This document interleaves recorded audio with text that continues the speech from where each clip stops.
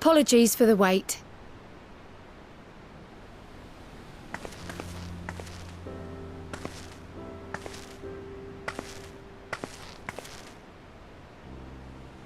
Gabu, have you been good?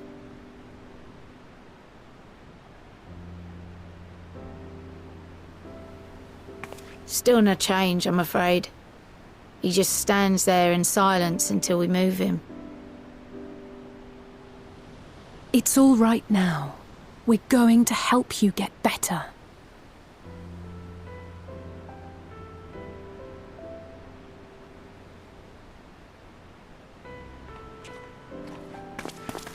Fancy meeting you here. Alphino Yushtola! I thought you were attending to primal matters. We were, and came here for a meeting on the subject. Certain pirate factions did not deign to attend, however, and it was cancelled. We had resigned ourselves to having wasted a journey when we chanced to espy you. Could it be that there has been progress with the treatment?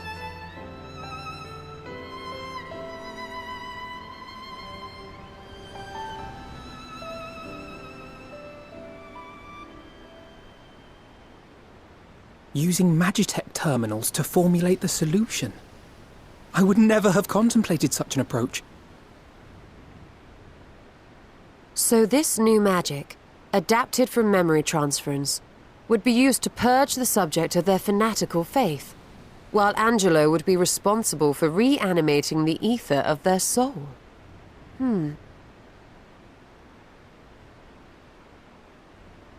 Yet I wonder at the practicalities. If one were to reanimate the soul first, it would only serve to exacerbate the tempering. Conversely, a stagnant soul would not respond to the effects of the magic. Would both need to be performed simultaneously? Nothing escapes Master Matoya's inquiring eye. As you say, both must be carried out simultaneously. And thus, I propose to imbue Angelo with the tempering treatment in much the same manner as I did the spirit vessels.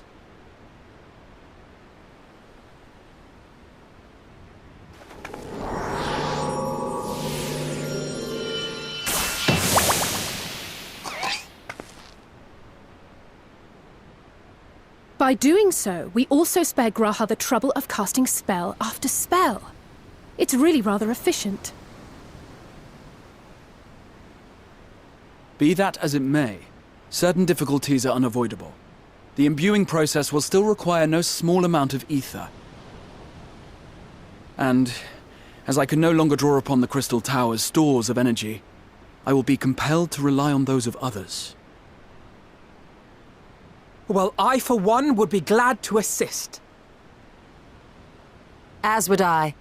Since the resumption of our duties, it has been naught but stuffy meetings, and I have ample ether to spare. Excellent. With your permission, then, let us begin.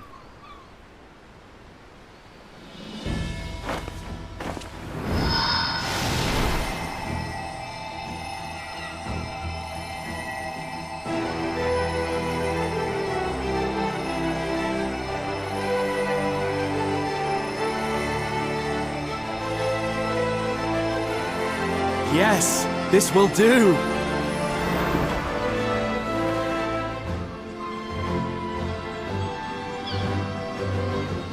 And now, it's my turn.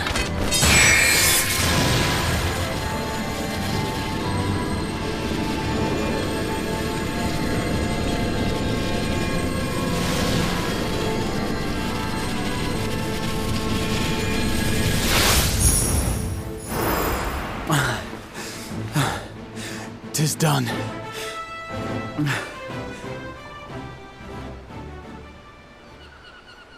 No small amount indeed. Oh. Well, we seek to go where even the Alligans did not. It was never like to be easy.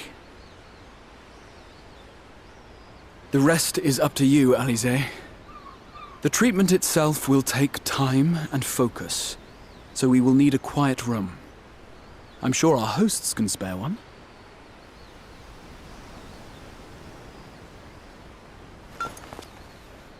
I will go with her. It may be a while before we return, so I would ask for your patience and your faith.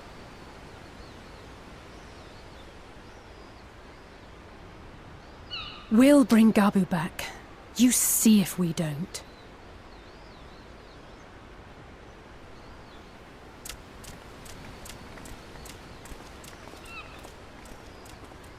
Twould seem our part is played. Let us find a place to recuperate while we wait for news.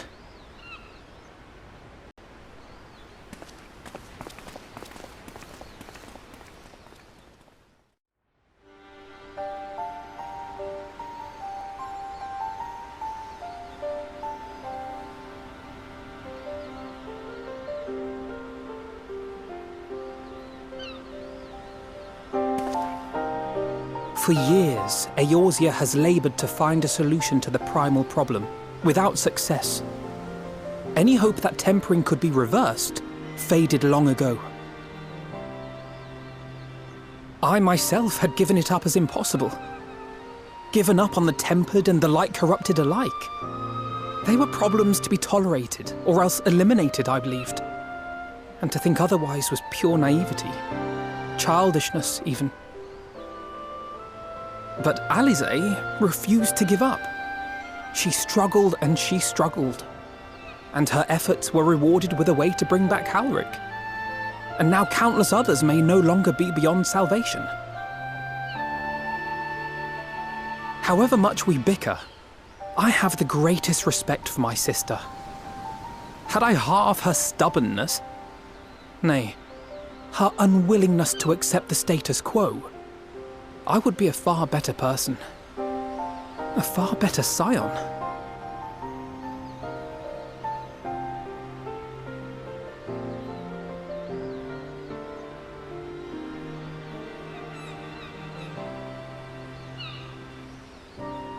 She told you of my graduation thesis. How very embarrassing. Nonetheless, it is comforting and not a little surprising to hear that I'm still capable of impressing my sister. On the rare occasions I'm not annoying her, that is.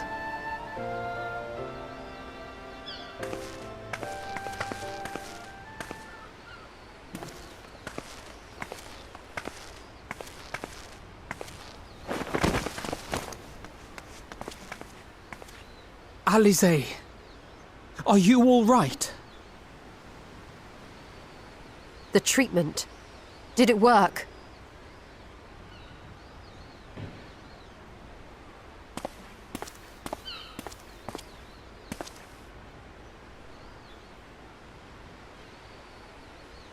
Oh, I'm so glad to see you all. Delighted, happy, glad. Gabu!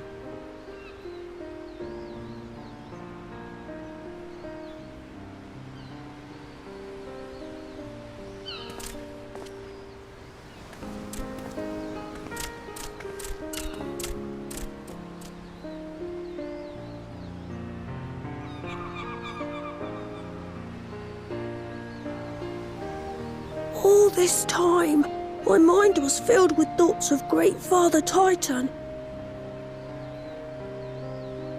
But I never forgot about Mother and Father. Always, they were in my heart. Constantly, ever, always. So I tried to focus on their faces. Theirs and yours. Alisaie's and everyone's. And I found that I could remember. One thing, then another, and another.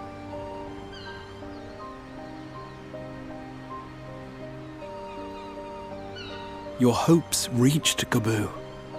They helped him to hold on.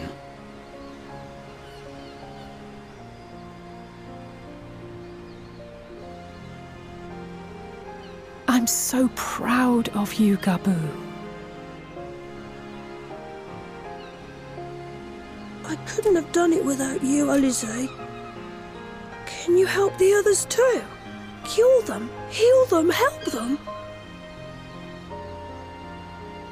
Yes, we can. All of them.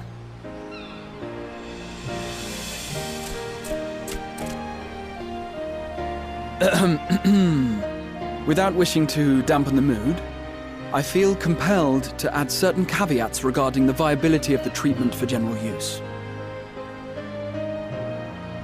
As you know, reversing the effects of tempering demands a profuse amount of ether.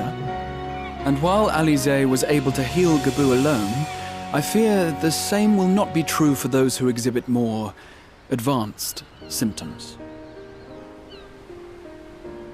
Moreover, the treatment's effects are limited to the soul. It offers no succor to those whose very flesh has been altered through prolonged exposure to a primal's influence. All of which is to say that we cannot save everyone. Maybe we can't, or maybe we can. No one gave us a hope of saving Gaboo, and yet here we are. We must find a way to treat as many as possible.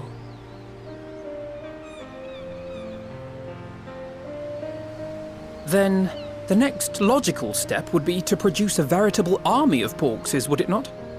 Granted, it seemed a simple enough process in the first, but I suspect it will be different here in the source. Not that I am any authority, of course. Yet there is an authority on familiars to whom we may grudgingly turn. She's stubborn, haughty, eccentric, irascible, laconic, annoying. And her name is Master Matoya, the real one.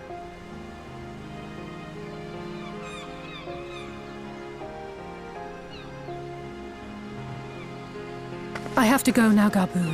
But the people here will look after you, all right? And I promise to come and visit you again soon. All right. Thank you, Alisaie. Thank you.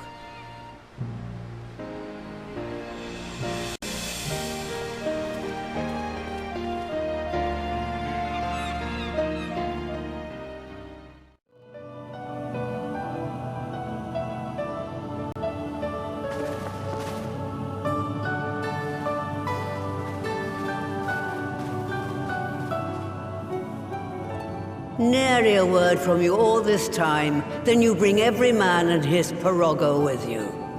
Did no one teach you any manners, girl?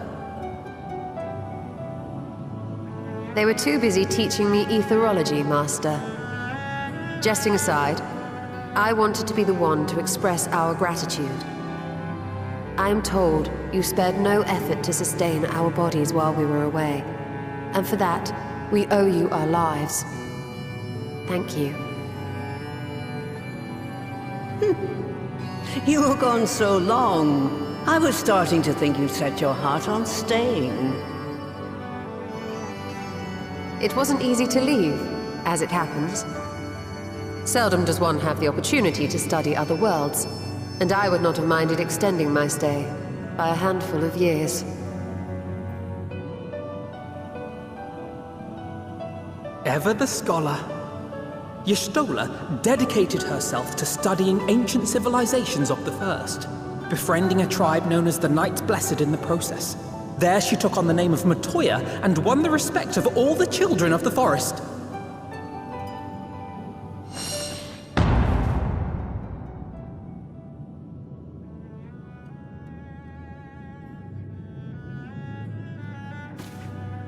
I merely adopted an alias in accordance with the custom of my hosts.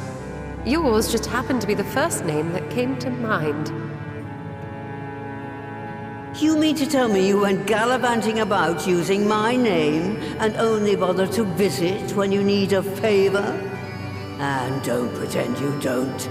I taught you long enough.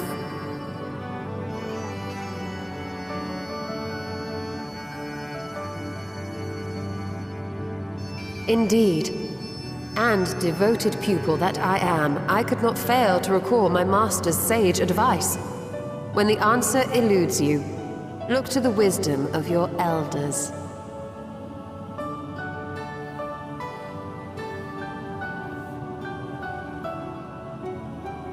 You there. were you going to introduce yourself?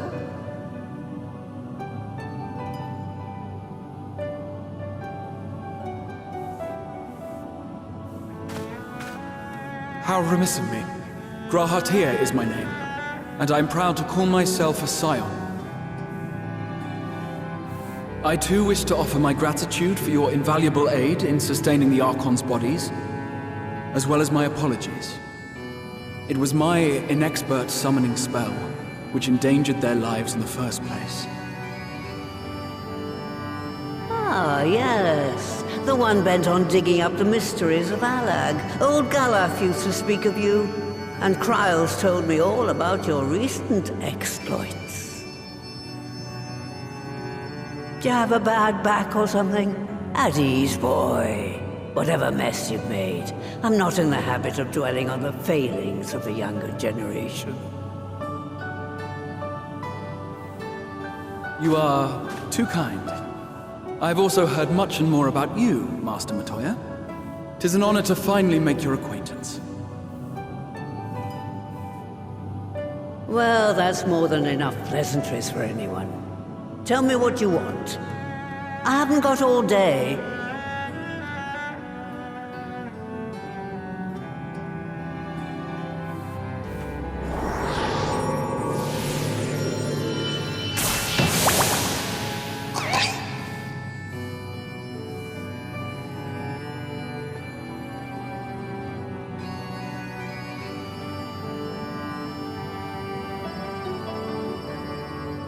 So that's the way of it.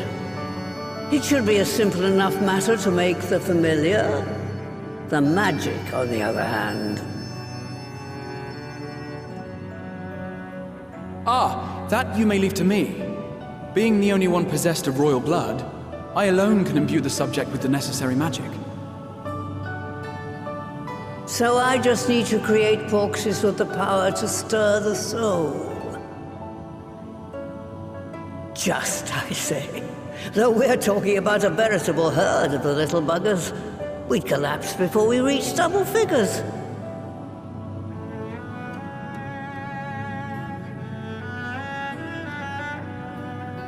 But if I could get a familiar to create the familiars, a mother proxy, as it were.